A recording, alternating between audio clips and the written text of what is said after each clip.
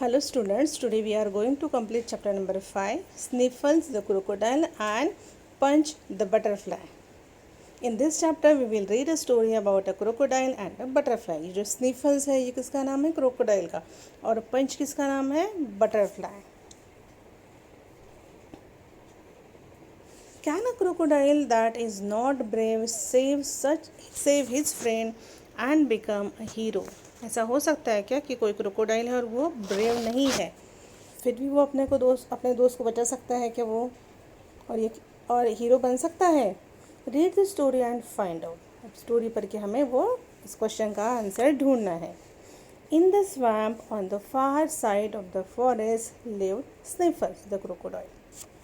Swamp मतलब क्या होता है? An area of ground that is very wet और covered with water and in which plants and trees grows. स्वैम्प मतलब दलदल, जहाँ पर बहुत सारी मिट्टी पानी मिक्स हुई रहती है ना, वो है दलदल. So in the swamp on the far side of the forest में एक दूर थोड़ी सी जगह थी, वहाँ पर कैसा एरिया था? दलदल वाला एरिया. और वहाँ पे कौन रहता था? स्निफल्स. क्या, और ये कौन था Sniffle? The crocodile. Sniffles was always shedding big crocodile tears or going sniff. और स्निफल हमेशा क्या करता था? हमेशा वो रोता रहता था, मगरमच्छ के बड़े बड़े आंसू बहाता रहता था. और अगर वो करता था, और क्या करता था वो? स्निफ मतलब क्या होता है? To breathe in air through one's nose hard enough to make a sound. वो क्या करता था? जोर जोर से सूंघता था ताकि उसकी जोर से आवाज़ होती थी. इवन हिज मम was quite tired of him. उसकी मम्मा है ना, वो भी अभी उसके इन सारी चीज़ों से वो थक गई थी अभी. एंड वुड से, और उसने क्या कहा था उसको? Stop snivelling and crying. What is snivelling? Snivelling मतलब क्राइंग एंड कंप्लेनिंग. मतलब ये जो था ना स्निफल, वो हमेशा क्या करता था? रोता रहता था, कंप्लेन करता रहता था. उसकी मम्मा ने कहा कि अब ये कंप्लेन करना, रोना बंद करो. स्टार्ट बिहेविंग लाइक अ क्रोकोडाइल. और एक मगरमच्छ के जैसा बिहेव करना स्टार्ट करो. गो Hunt for your food.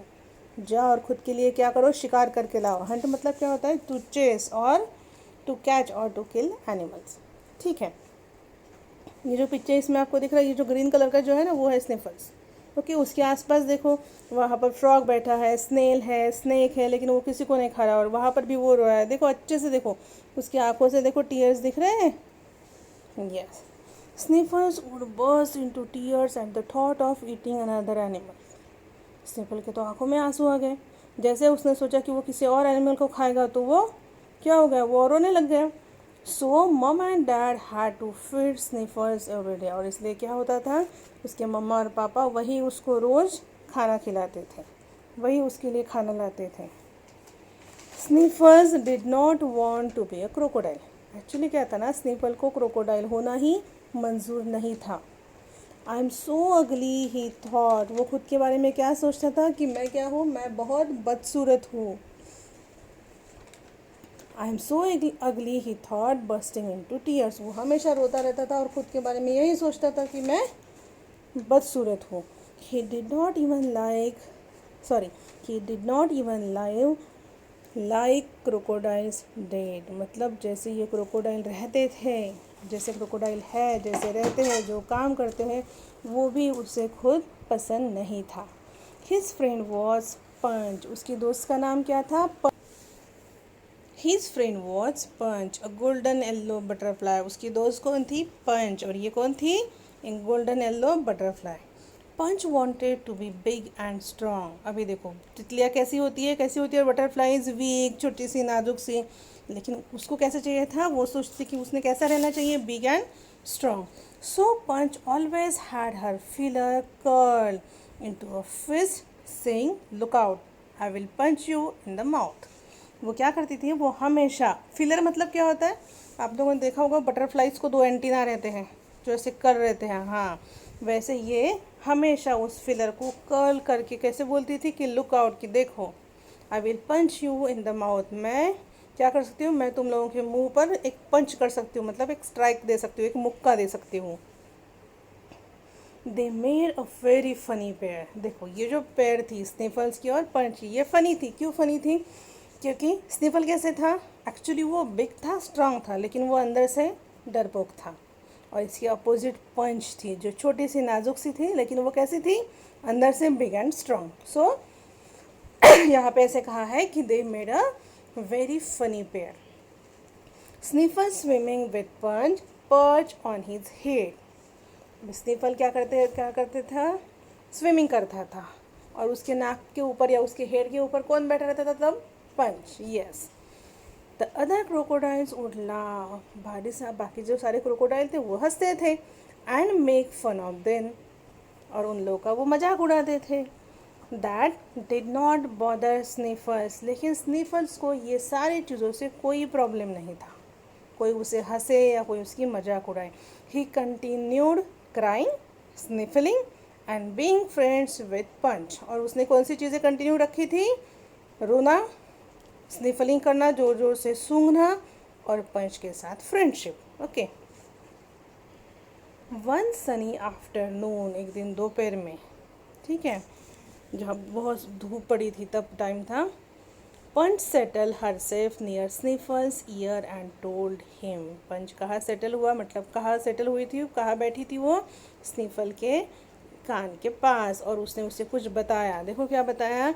I have been seen 2 men come this way with guns. कि मैंने देखा है 2 आदमियों को जो क्या लेकर आए हैं, गन लेकर इसी साइड में आ रहे हैं, इसी डायरेक्शन में आ रहे हैं.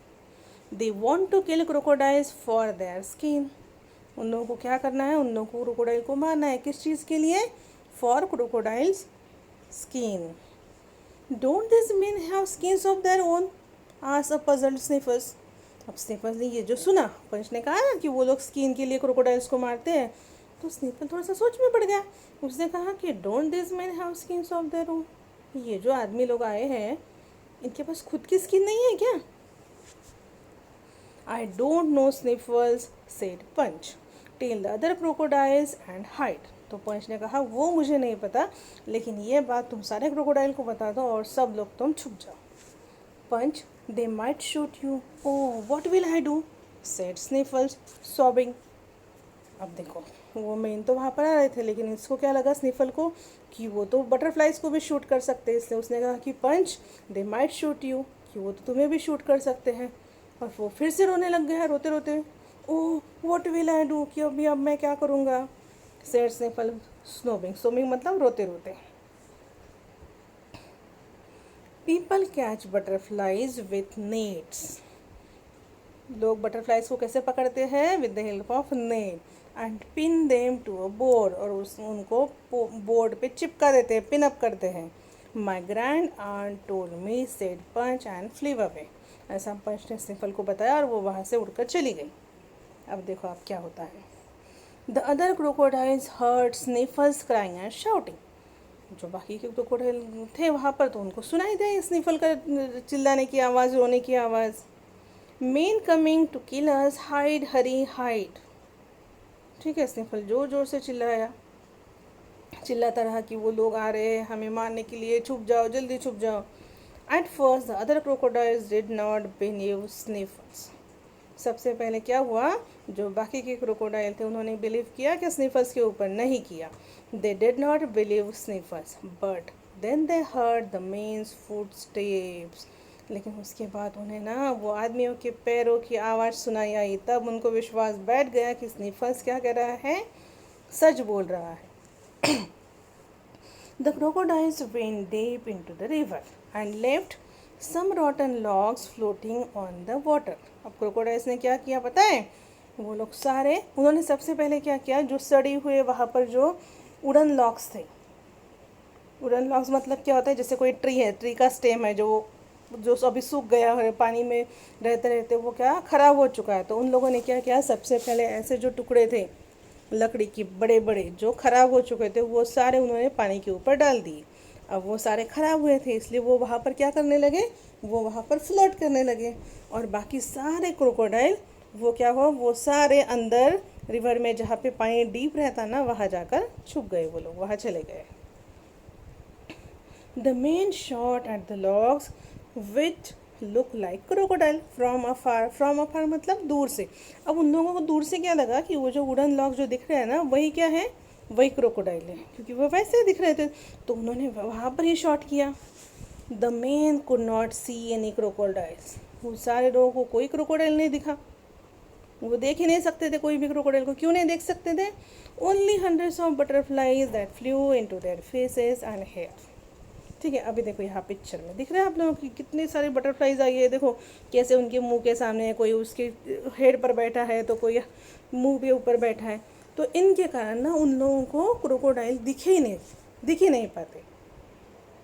Shaking their heads and trying to brush off the butterflies they said there are no crocodiles here. अभी देखो वो लोग जो थे ना, वो जो आए थे हंटिंग के लिए, उनको ये बटरफ्लाइज परेशान कर रही थी।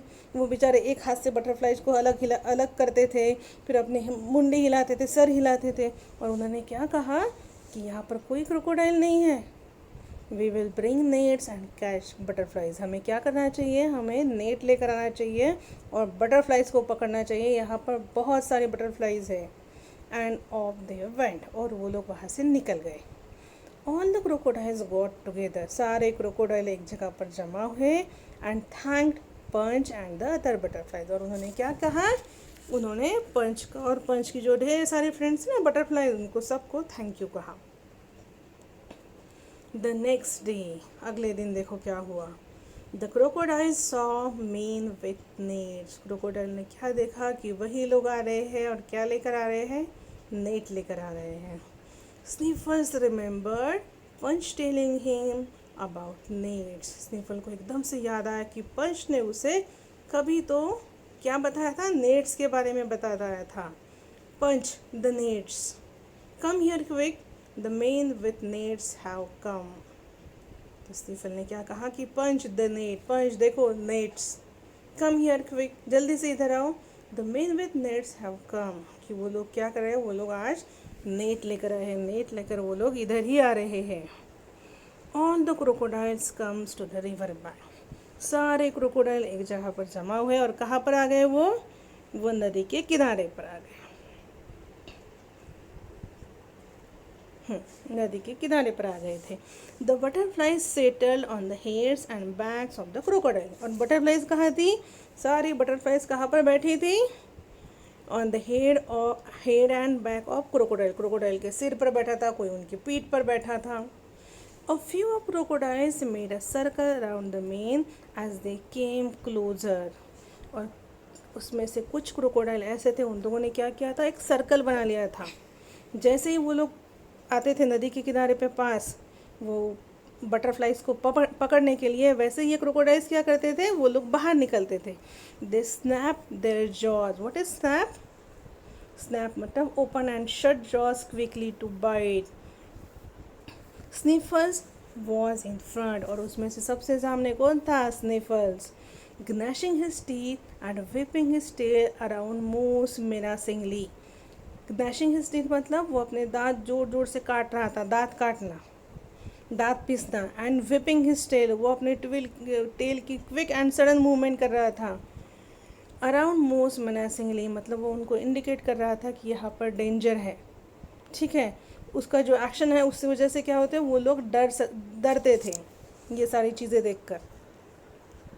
Then the men were so frightened that they took to their heels and ran right out of the swamp. देखा मैंने अभी बोला ना आप लोगों को कि वहाँ पर वो स्निफल्स कैसे बिहेव कर रहा था, कि वो जोर जोर से अपने दांत खा रहा था, अपने टेल को फास्ट सडनली मूव कर रहा था, और उनको दिखा रहा था कि यहाँ पर डेंजर है। और ये सारी चीज़ कर वो सारे आदमी जो है वो क्या हो गए?